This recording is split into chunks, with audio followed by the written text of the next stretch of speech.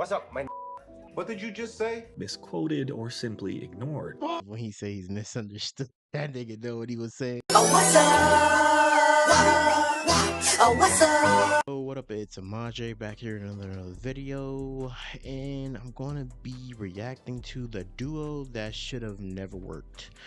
We all know the classic as Rush Hour, but I guess they're saying in the title that this should have never worked. I guess we're gonna see what behind the scenes or whatever they got into, or how this was like put together. For some of the actors that you've worked with, that it became a friendship that means a lot to you? Chris Tucker? Go ahead and tell everybody. Yeah, he beat me. Yeah. So there was this stretch of time in the late 90s where action comedies didn't tiptoe around anything. Do you speak any English? I'm no punk.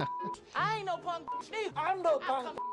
They didn't dilute themselves with disclaimers or meta commentary. Now, this is a film that, on No, I'm glad they didn't do that because it would have made the movie a lot less funnier. You got Jackie Chan in the movie say, "What's up, my nigga?"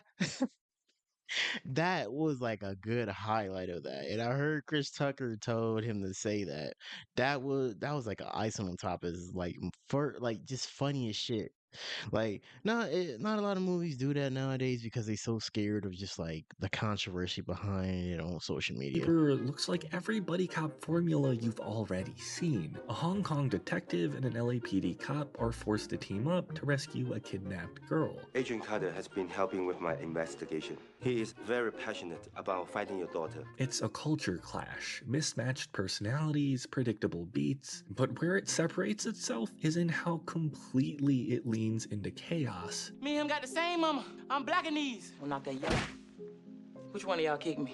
It doesn't try and sand down its edges. It doesn't care about elegance. What it cares about is momentum, and it gets that from two things: rhythm and resentment. The movie wastes no time establishing its characters through their environment. Carter isn't introduced as a buffoon. He's in the middle of a high-stakes arms bust, Come on, man. Don't be late again. I ain't gonna be late. Come on. outsmarting the criminals, showing he's got the instincts. 10 people just jumped out of the trunk. I was started handling all of them. He just I'm glad they didn't like make like Carter look like a complete joke, and I'm glad they at least made him get his good story in as like a last subtle fuck you to these people that are like laughing at him to like right now in the part of the movie. Like when he got the good bust and got all of the criminals, and save the girl basically. operates in a department that would rather ignore talent if it doesn't come in the packaging they're used to. 2 officers were shot, 1 man lost a pinky. But did nobody die? No, I'm serious, Captain. I ain't playing it. You need to call the FBI and tell them you made a mistake. I'm sure that you and Mr. Lee will have a nice time together. Lee's intro, on the other hand, is built around reverence. He's the right-hand man to a Chinese diplomat, To Hong Kong, forever. respected by his peers but treated like baggage the second he steps on American soil. No. You put your own in the back. Their first meeting isn't a meet cute, it's an inconvenience for the both of them. I'm warning you, man. You better call the FBI. I'm gonna drop his ass off at Panda Express. The film thrives off that Yo. discomfort. The audience is watching two professionals humiliated at every turn, Chinese food, no soul food here. and the film doesn't give them an easy way out. Carter isn't given a redemption arc through someone finally respecting him. He earns it by being right. Act like a tourist or something. Don't be so obvious. Okay, no problem. Lee doesn't get embraced by the system, he just works around it. The institutions don't grow. The characters just stop waiting for their approval. No, I wouldn't do nothing like that. They over-exaggerate. You know how the paper is. They just want a story. Rush Hour is a movie about being sidelined. It's about two men who are experts at what they do, but the system they work for treats them like liabilities. Who is Lee and what kind of assignment is that? What the hell I... Especially the FBI always thinking they on top of shit. They're the ones who were wrong about everything. And it took 2 guys to like know that they were right about everything to just solve the case by themselves and take action into their own hands. And the FBI, see, this is why I like a lot of law enforcements are always just trying to do shit their own way and they end up being wrong. supposed to do with him? Take him to the zoo? Carter is loud, yes, but he's also sharp, constantly trying to prove himself in a department that sees him as a joke. Lee is composed, deadly, and one of the most capable detectives in his world. But in America, he's treated like a novelty. Why would they not want my help? They don't like you. I don't like you. What are we waiting for? We scoping the place out, man. We ain't gonna just run up in there. That's how you get shot. The FBI doesn't want his help. The LAPD doesn't want the headache. It's your job to keep him out of sight and away from danger, you understand? Because of you, he got away. The only reason these two meet is because the institutions around them are trying to cancel them out. And that's the first real tension of the movie. It's not about the crime, it's about the politics surrounding it. The agencies involved don't care about finding the girl. They care about controlling the narrative. Everyone wants to be in charge, nobody wants to be accountable. I want these two back at the... Everyone wants to be in charge, and plus everyone wants to be the hero and take credit at the end of the day. When real people behind the scenes are like really solving the crime, and then the whole like FBI and the whole like fucking people take the damn credit away from the people that actually really solved it. And then don't give some people credit sometimes. Consulate immediately. It was all my fault. Lee would never do anything to jeopardize your daughter's life. Rush Hour doesn't linger on this, it moves too fast to do so, but it's baked into every frame. The only people who actually seem to care about the case are the two guys that nobody listens to. Am I speaking with FBI? The FBI? Yeah, this is the FBI. What's more interesting is how the movie never lets its protagonists feel comfortable. Even as they start succeeding, they still seem slightly out of place. Carter is constantly navigating around authority figures who talk down to him. For the big case, for the kidnapping, the little girl. Don't forget the little girl. Your assignment is Lee. Lee is constantly misunderstood. What's up, my... What did you just say? Misquoted, or simply ignored. I'm policeman. Wait, what the fuck he gotta tell? Why the fuck he gotta like show that clip when he say he's misunderstood? That nigga know what he was saying, bro. I'm just showing him how to take a gun from a suspect. The comedy comes from these disconnects, but the subtext is louder than the punchlines. These are capable people operating in systems that are designed to minimize them. And by keeping the focus on forward motion, the film sidesteps the emotional manipulation that normally creeps into cop dramas. You're not asked to pity them either. You're just shown how they work. That quiet confidence in the audience, the refusal to spoon-feed character arcs. I kill him. Go ahead. Yeah? I don't even like it. Go ahead. Carter and Lee aren't friends at the start. They don't even respect each other. I'm gonna show the FBI. They don't know who they playing with. I'm gonna solve this case myself.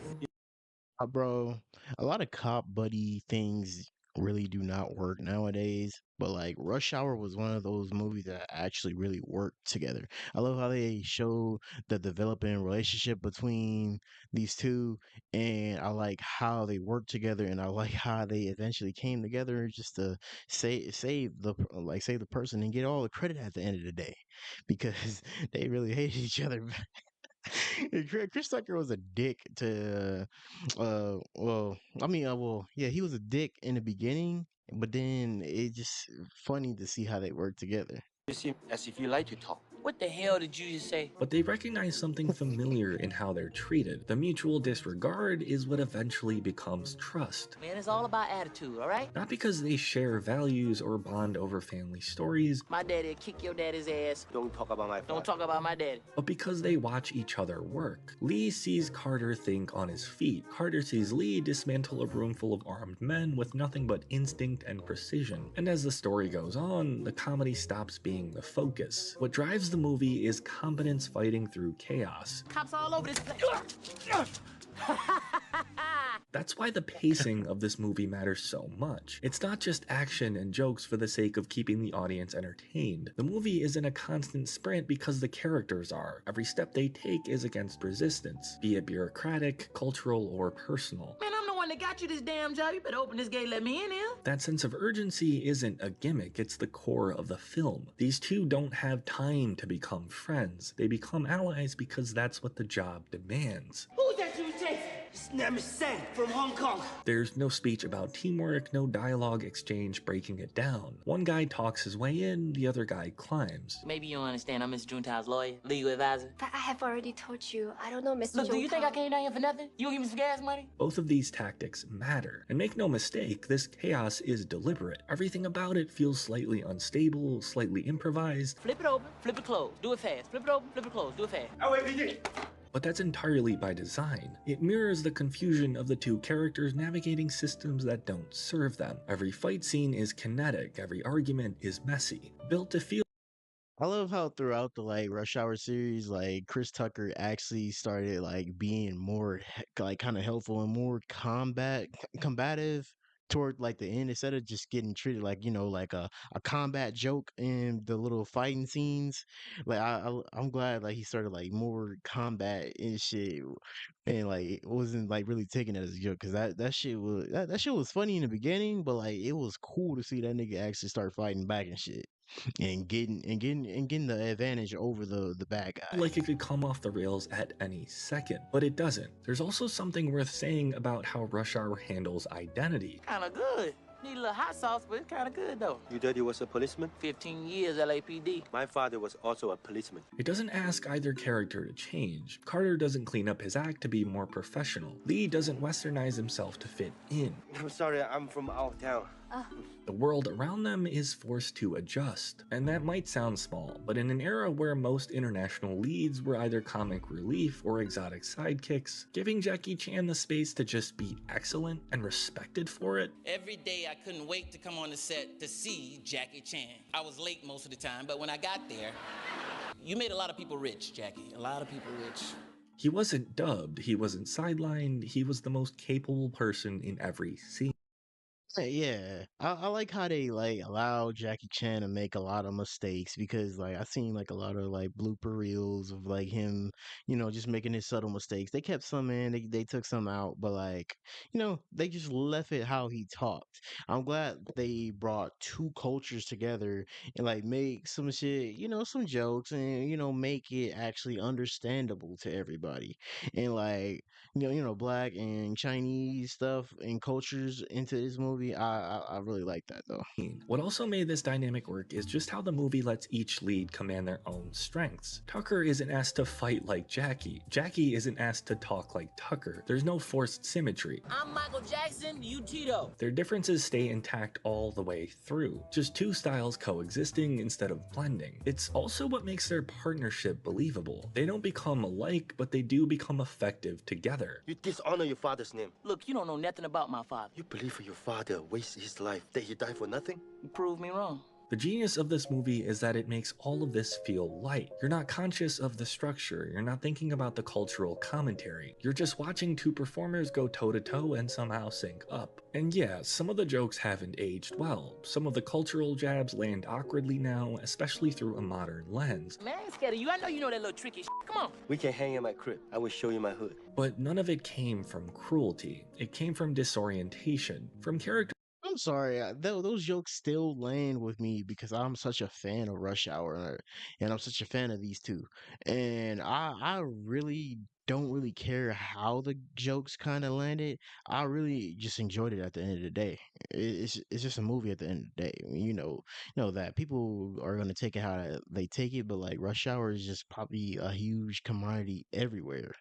Trying to make sense of a language barrier, a cultural divide, and a system that doesn't explain itself. What mattered was intent. The movie didn't punch down, it let the discomfort play out and trusted the chemistry to carry it. What people forget is that Rush Hour was a risk. It wasn't guaranteed to work. It paired a Hong Kong action star with a comedian most studios didn't want to anchor for a film. You know, he knew I was this young kid who didn't know his lines. It blended two styles that had never really shared the spotlight, and it did so without apology. Rush Hour is about clarity, the kind you find when the people who were never supposed to lead end up solving everything anyway. That's what made it matter then, and that's why it still works now.